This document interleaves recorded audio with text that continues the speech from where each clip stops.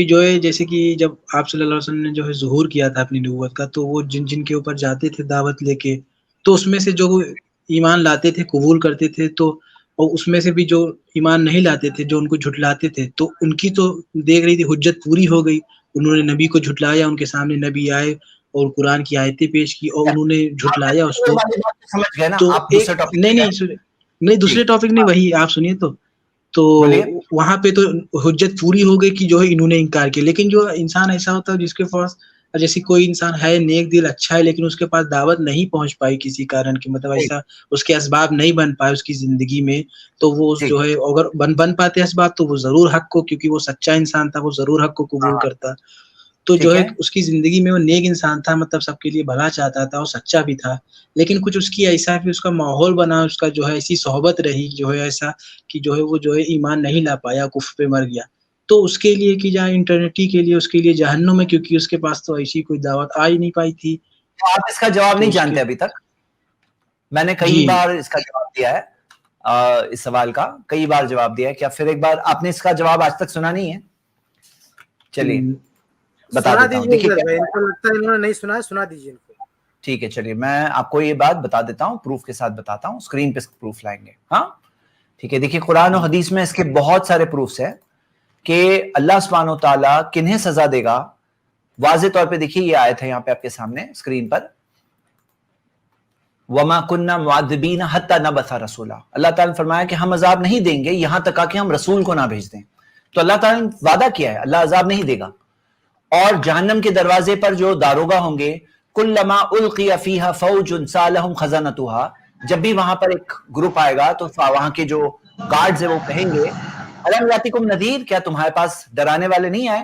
تو وہ کہیں گے قالوا بلا قد جاءنا نذیر، کہ ہاں ہمارے پاس ڈرانے والا آیا تھا. فکذبنا، ہم نے اسے جھٹلا دیا. تو ایسی کئی آیتیں ہیں، ویل یومئذ للمکذبین، بدبختی اس دن جھٹلانے والوں کے لیے. اور قرآن کی سورہ نساء سورہ فوس 115، من بعد ما تبین لہ الہدی، حق واضح ہونے کے بعد بھی جو جھٹلاتا ہے اس کے لیے سزا بتائی گئی. اب آپ کا سوال یہ آتا ہے کہ بھئی جس کو پیغام ہی نہیں ملا اس کا کیا؟ تو اس کے تعلق سے حدیثیں موجود ہے. یہ جو حدیث میں بتا رہا ہوں، یہ سورہ 17 ورس 15، یہ جو پہلی آیت آپ دیکھ رہے ہیں نا، اس کی تفسیر میں ابن کثیر میں منشنڈ ہے اور مسند احمد کی حدیث ہے، حدیث سے. اس میں آتا ہے کہ 4 لوگ اللہ تعالیٰ سے قیامت کے دن حجت کریں گے. ایک وہ شخص جو ماتا فی الفترہ، جو فترے کے دور میں پیدا ہوا، یعنی 2 نبیوں کے درمیان کے دور میں پیدا ہوا، وہ کہے گا اللہ میرے پاس حق آیا ہی نہیں. ایک وہ شخص ہوگا اسم، جو بہرا ہوگا، وہ کہے گا اللہ حق آیا لیکن مجھے سنائی نہیں دیا. تیسرا وہ ہوگا احمق، وہ کہے گا حق آیا سنائی بھی دیا لیکن سمجھ میں نہیں آیا. اور چوتھا وہ حرم، جو حق آیا سنائی بھی دیا سمجھ میں بھی آیا لیکن برابر سے سمجھ میں نہیں آیا، بہت بوڑھا ہوگا.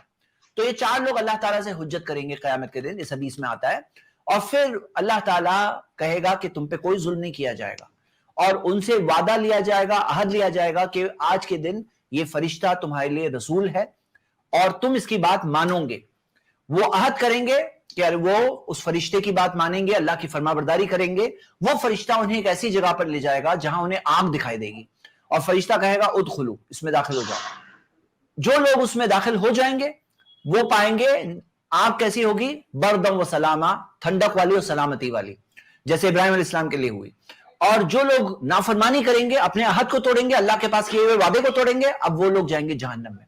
تو یہاں پہ ہم کیا دیکھتے ہیں، یہ ایک حدیث آپ کے سامنے، ایسی اور بھی حدیثیں ہیں جو دیکھ کر کے اس سے پکچر پورا ملتا ہے. تو یہاں پر کیا ہوتا ہے، بعض ایسے مسلم بھی ہے جو منافق ہوتے ہیں، جو مسلم نام ہوتا ہے لیکن منافق ہوتے ہیں، اور وہ لوگ کہاں جائیں گے، کلیئرلی جہنم جائیں گے. اور ایسے بھی لوگ ہو سکتے ہیں جو غیر مسلم ہو لیکن ان تک اسلام کا پیغام پہنچا ہی نہیں، اور لیکن ایسے لوگ ہوتے ہیں جو حق طلبی ہوتی ہے، ان میں حق کو جاننا چاہتے ہیں، حق پہ چلنا چاہتے ہیں، حق مل جائے، صحیح بات مل جائے، اسی پہ چلنے کی ان کی کوشش ہوتی ہے. تو ایسے جو لوگ ہوتے ہیں اور جن کا مزاج وہی ہوتا ہے، اور ہم سب جانتے ہیں ایسے بھی لوگ ہوتے ہیں جن کو حق میں کوئی انٹرسٹ نہیں ہوتا ہے، لالچ ہوتی ہے ان کے اندر، بس فائدہ کیا ہے، صحیح غلط نہیں دیکھنا ہے، فائدہ کیا ہے. اب ہوتا کیا ہے نا، انسان کی جو عادت ہوتی ہے زندگی بھر کی، وہی عادت وہاں پہ بھی ظاہر ہوگی قیامت کے دن. یہ میں آپ کو ایکسپلین کر رہا ہوں کہ قیامت کے دن جو لوگ اس فرشتے کی بات نہیں مانیں گے، حالانکہ قیامت کا دن دیکھ چکے، اللہ سے کلام کر چکے، لیکن جو ایک انسان کا نیچر ہوتا ہے وہی غالب رہے گا نا اس کے اوپر. تو جو لالچی لوگ ہوتے ہیں وہ وہاں پہ آگ دکھ رہی ہے، انکمفرٹیبل چیز ہے، فرما برداری کر کے آگ دکھ رہی ہے، تو وہاں پہ کیا کریں گے، نافرمانی کریں گے اللہ کی وہاں پر بھی.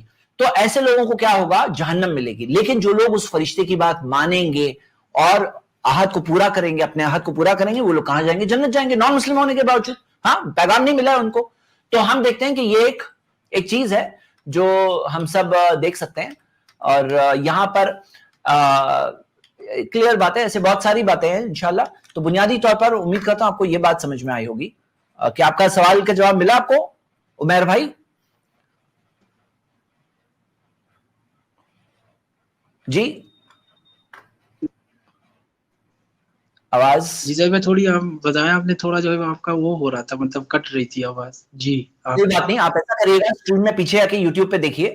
باقی میں آپ کو جواب بتا رہا ہوں. اللہ تعالیٰ کسی پہ ظلم نہیں کرتا, کسی کے ساتھ ناانصافی نہیں کرتا, اور حق بات ایک ہی ہے. میں نے ایک ویڈیو بنائی ہے, ایک سیریز ہے i+ TV پہ, وائی اسلام 100 ریزنز. آپ ضرور اس ویڈیو کو دیکھیے, اس میں 100 ریزنز دیے گئے. اگر ایک بھی وجہ آپ کو سمجھ میں آ گئی تو آپ کے لیے کافی ہے اسلام کی حقانیت اور سچائی کو سمجھنے کے لیے.